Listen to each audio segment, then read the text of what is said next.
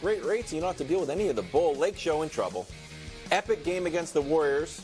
Then the Lakers lost to the Rockets in Chingu, and last night lost to the Hawks. LeBron's prognosis after the game, Brew? Grim. Take a listen. We could, on any given night, beat any team in the NBA. And then on any given night, we get our ass kicked by any team in the NBA. I don't have any message for my teammates. Just go out and do your job. I mean, I'm not, appreciate it. Way to cut me off. He's thanking the PR person for cutting him off because he was going to keep going. And then, Brew, he tweeted this hourglass that time is running out. A bit cryptic. There's 2 hourglass emojis, Brew. One is when you just started, and one is when it's almost over. Yeah, this is almost over.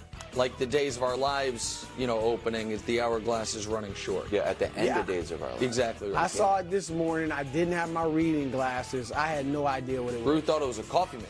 I thought it might be a coffee maker. I wasn't sure what the heck that was. Okay, but it's an hourglass. Look, his comments didn't bother me that much. That's actually a true story. I think it might be a coffee maker. His comments didn't bother me. Obviously, he's saying, thanks for cutting me off, all that. But his comments were fine. The emoji was the real thing. Like, oh, my goodness. That's what raised eyebrows. Fully caffeinated. I don't know exactly what it meant, but it could have meant, what it could have meant is not good. Okay, let's hear it. Could have meant is time ticking on Darvin Ham. Yes, I say yes. Right. That's draft pick number That's one. number one? Yeah. It could have meant it's time ticking on some of my teammates Draft before pick the number trade 2, deadline. Yes. Or it could have meant it's time ticking on my time with the Lakers. Or time Yes, correct. Yes. None of those are good. Whichever one of those, it ain't good. What if it's the trifecta? I know what it did. It might be all three. It didn't mean, I believe, time ticking on my career. Like obviously it is, but I don't think he's saying I might be done after this year. I think he's going to definitely keep playing. I like it as a wild card. But here's what I would say to LeBron. Real quick, just on that last thing, I don't think he was saying I might be done after this year. But I think it could have. I think the 4th pick of the draft would be, I don't know how much time I have left. Well, you know what I mean?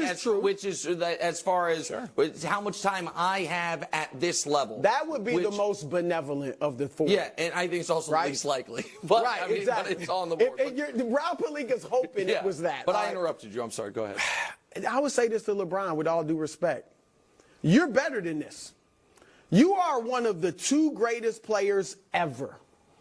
If anybody has the authority, the right, to go to Darvin Ham, to go to Rob Pelinka, to go to the team and say, look, we got to get better. We got to, whatever it is, whatever he thinks they should do, say it.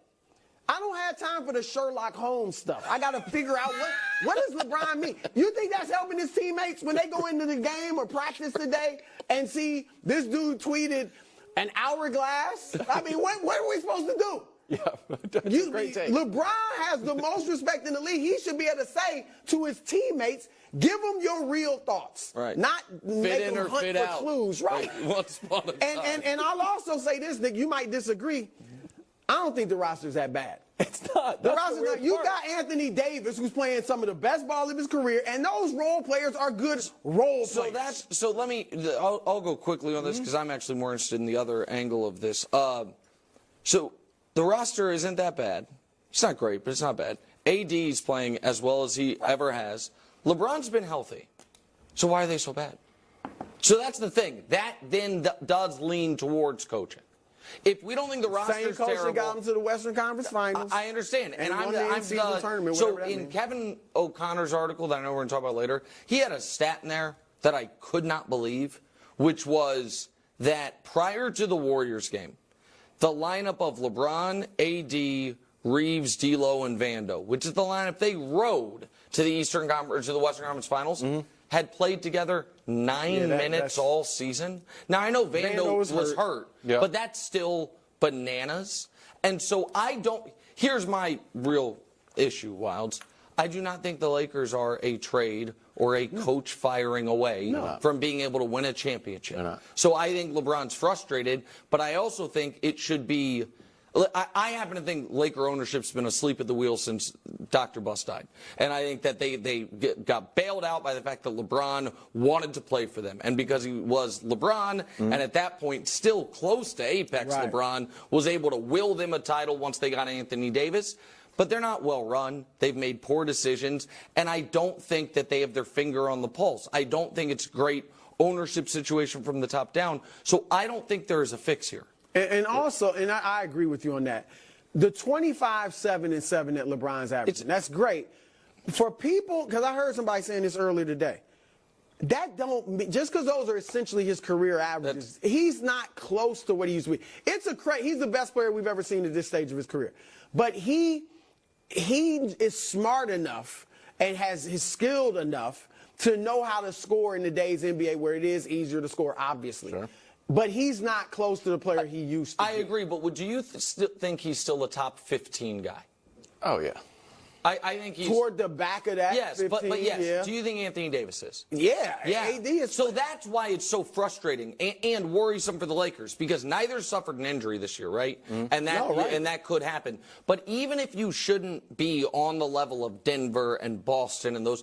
You have two of the best 15 players in the league, I think, easily. I think they're, two of the 12 best probably. They're thereabouts. And he's right. You can't be relied on to beat the Hawks. It's going to be frustrating, but this is how it ends for a lot of legends. And we'll see. Or not. Unless you go Tom Brady style. Yeah. Kevin O'Connor, chairman of the Don't Take LeBron for Granted Hive, switched it up, and maybe it's time for LeBron not to take LeBron for granted. Writing, if a breakup is inevitable, I can't help but wonder whether the best time for both LeBron and the Lakers is to make a change now, ahead of the deadline. So, what are the options? Would the Heat, Knicks, or Sixers make an all-in move? What if the Warriors offer a bunch of their picks and young guys? Or could the Cavs see appeal in another LeBron homecoming? Drew, do you like any of those options for the King? Well, one, I don't think LeBron would ask for a trade. He's always fulfilled his contract, so I don't think he goes that route. But could be a free agent this summer, so maybe the Lakers need to have that discussion with him if he wants that. The thing, it's not easy to trade LeBron. He's making $51 million. You have to make the salaries match. And if you're Philly, I presume the Lakers would want Tyrese Maxey. And if you're Philly, you're saying, well, LeBron's got AD playing some of his best ball, and they're not even in the playoffs. They're in the play-in the West. Are LeBron and Embiid going to get us over the top? I don't think they have any chance of getting Tyrese Maxey. Right. I wouldn't do Tyrese Maxey. No, so I don't think that. The one trade I like, I don't think the Heat's going to go back to that. I like this, and I don't know if the Lakers would do it. Golden State, now I know that's a pipe dream, him and Steph playing together. But Clay, Dad was a Laker. There's always been thoughts of Clay playing for the Lakers at some point. Expiring contract, so you get that room if you're the Lakers. Clay and Jonathan Kuminga and some picks.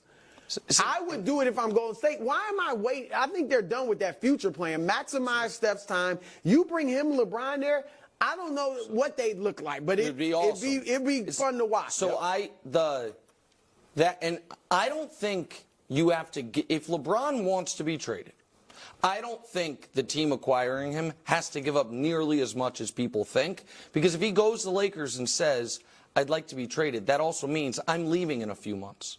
And so that's why you just got to get to the cap. No, of course. But I'm saying, so I don't think when you said Clay and Kuminga, I think that'd be the trade. I don't think you'd have to include picks. I think you'd be getting Jonathan Kuminga. I just wondered if the Lakers would take Clay, but I think the Philly, Knicks, and Miami are all viable. I did the trades, and so I'll show them to you in a second. I think the thing Bruce said in the beginning, though, I think should not be overlooked here. I think LeBron takes a weird pride in that. Never asked for a trade, never asked out. And I fulfilled every contract. So I don't think he will do this. I would love if he did this. And so I can show you guys what the trades would look like. Here's the Knicks.